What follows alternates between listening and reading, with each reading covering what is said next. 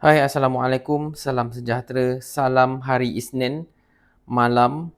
Lepas maghrib ni saya baru sejukkan kek oren original Cikgu Rafi. Ni dah sejuk dan kita kena wrap dia cepat-cepat. Nasihat saya, jangan wrap dia masa dia suam.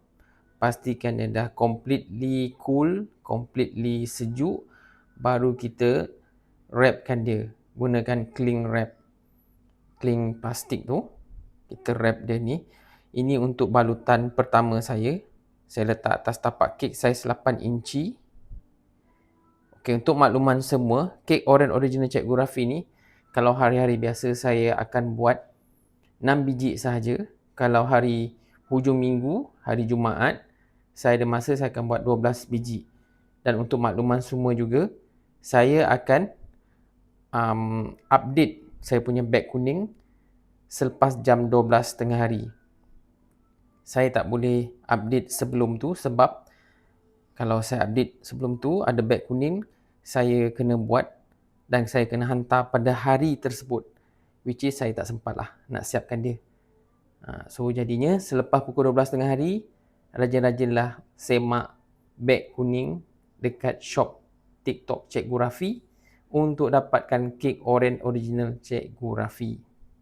Dan saya inform lagi sekali, kek ini tidak menggunakan overlap, tidak menggunakan emolko, hanya menggunakan kulit buah oren dan beberapa resipi yang saya kongsikan sebelum ni.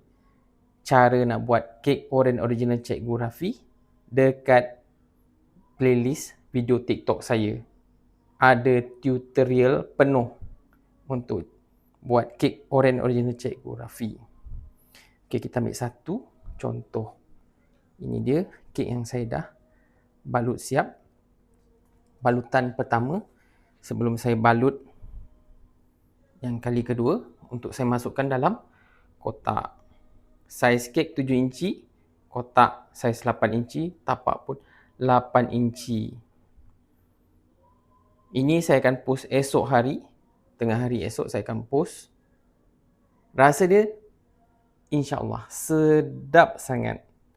Kek orang dulu-dululah katakan, dia tak tinggi mana, dia memang standard dia tinggi.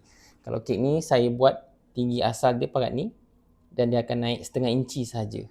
Kalau pakai overlap, dia akan tinggi sekali ganda. Contoh ni saiz kek yang belum bakar, dia akan naik lagi tinggi. Tapi kek saya tak.